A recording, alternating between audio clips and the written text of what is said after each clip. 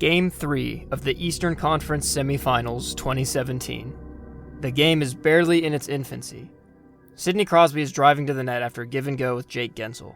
And 4 split-second dinky little things happen that had a much greater effect on this team than you would ever think. A trailing Ovechkin slashes Crosby's arm. On the recoil, somehow the stick comes up and hits him in the head as well. As he tries to toe drag, Crosby flips his left skate around and back, clipping it with Ovechkin's. The former events cause Crosby to recoil, and the latter to lose his balance. And in half a blink of an eye... Now, like everything in slow motion, it looks intentional, but I think most people would agree that the most intentional thing about this is Niskanen bracing himself for Crosby to contact him. Regardless, Crosby was out of the game. Niskanen was ejected. The outcome of this game doesn't matter for this video. What matters is what happened afterwards.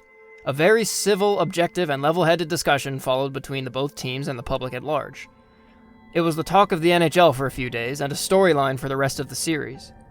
Seldom in NHL history will you ever see such a clear cause, a blindingly obvious catalyst, for an ensuing cavalcade of ill-begotten effect, for a train of necessitated outcomes that ultimately left one club in a far worse spot than if they had never reacted at all. A concussion to the greatest player in the world was understandably verboten for the Penguins, so they pulled out the deterrent card.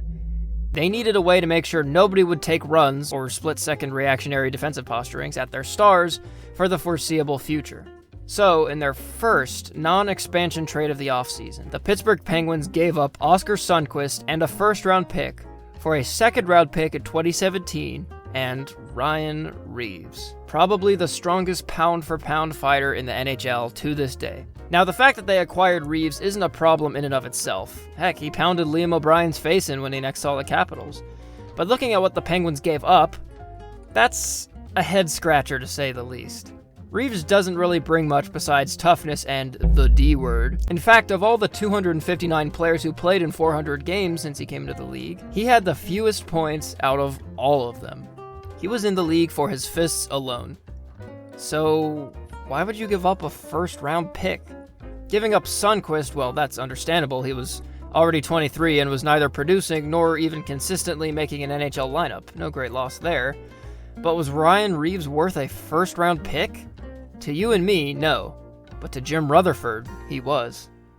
And Reaves played in 58 games for the Penguins that year. His first game was against St. Louis. No fights, understandable, those are his old buddies.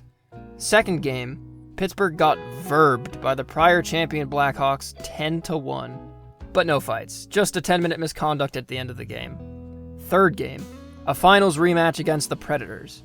He fought Austin Watson, and then scored, and then fought Cody McLeod, and then got into it with Scott Hartnell for an additional 24 penalty minutes. That's more like it. He only had 3 more fights in all of 2017. You can't tell me that whole time, including half a dozen games where he had 3 minutes of ice time, that he was a deterring presence. Granted, none of the Penguins' stars had gotten brained that year, but the three-peat hopefuls were 19-18-3, and through 40 games as a Penguin, Reaves had 5 fights, 2 assists, and 1 goal. Was Ryan Reaves worth a first-round pick? He was to Jim Rutherford. In the very first game of 2018, against the arch-rival and perpetually middling Flyers, he got a goal and an assist, wazoo, and did not score again for another 10 games. But that's not his role, fine. More accurately to his role, Reaves in his final 23 games as a Pittsburgh Penguin had 0 fights. In all 58 games he played with the Penguins that season, Reaves was a deterrent on the ice for over 10 minutes, only 3 times. Was Ryan Reaves worth a first-round pick? Well, Jim Rutherford was going to have to sell him as such, because at the trade deadline, he had seen enough and was looking for buyers. And he found a taker, surprisingly. And there was a first-round pick involved in this trade. From the Penguins, in a 3-team deal, which only really serves to cover up how much of a debacle this whole affair was, the Penguins dealt Reaves to the Golden Knights, and a first-round pick, and a third-round pick, and Ian Cole, and highly touted goalie prospect Philip Gustafsson to the Senators for Derek Brassard, Tobias Lindbergh, Vincent Dunn, and a third. Derek Brassard was a middle six playmaker at this stage in his career and had put up 38 points in 58 games with the Senators. Lindbergh did not play for the Penguins that year. Or ever. Vincent Dunn did not play for the Penguins that year. Or ever. All the Penguins gained from this deal was a rental middle six forward when they didn't really need one. But that's still a gain. What clinches the trade is what Jim Rutherford gave up. Ian Cole was a pretty good bottom pair defenseman who could play in the top four at a pinch. But on a team where defensive depth was already a question mark, losing him turned it into a bright red exclamation point. Gustafsson didn't play in the NHL that year, so no loss there. Same with that 2019 third, but oh man, that first round pick. What was the rationale here? You give up Reaves to Vegas to take a chance on Lindbergh cracking the NHL? Well, that's fine. He was 22 with room to grow. But all that for Derek Brassard? Oh. Now you may be thinking, Pinholeo Grammar Man, what does this have to do with Ryan Reaves? Well, it's a question of money. To fit Brassard's $5 million contract, the Penguins somehow coerced Vegas to eat 40% of that contract. But they still needed money off the book, so they moved Cole and Reaves from a position of the beggar, not the chooser, and thus had more squeezed out of them.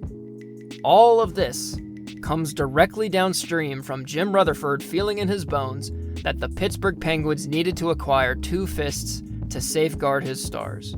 If the Penguins don't have Reaves, an enforcer, to give up, if it was just another fourth liner, would Vegas take this deal? Probably not. And thus the Penguins wouldn't give up this kind of ransom. It's not a great trade for Vegas either. They get Reaves in a fourth, but lose $3 million in cap space that they could use elsewhere? Like, why? Anyway, this is a lot to lose for Derek Brassard. He put up 8 points in 14 games for them, which is the most deadline acquisition sentence I've ever heard. The Penguins made the playoffs, and in their 12 games, Brassard had 0 even-strength goals. 1 power play goal, and that was it. He stuck around for 40 games into next season, only scoring 15 points, and was eventually traded to Florida in a trade that wasn't nearly as bad, but all the same. After all that, the Penguins got 1 playoff goal from that trade. It gets worse.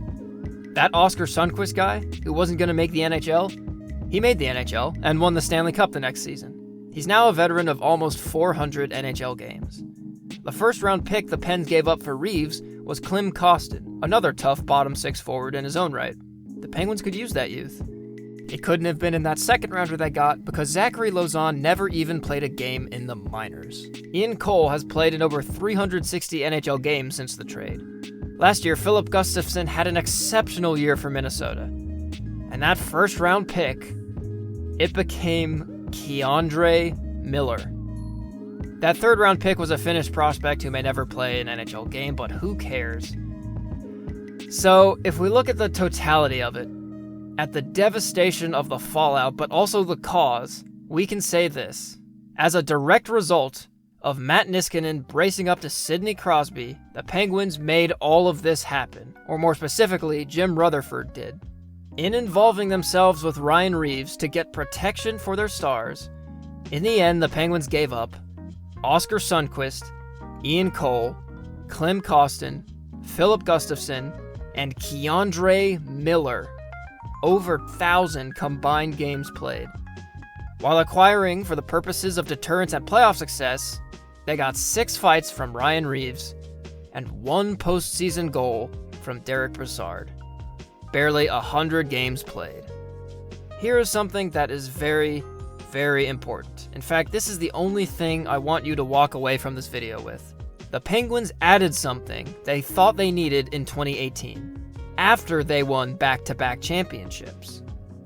What they knew Ryan Reaves brought to the team, they didn't need. They never needed it.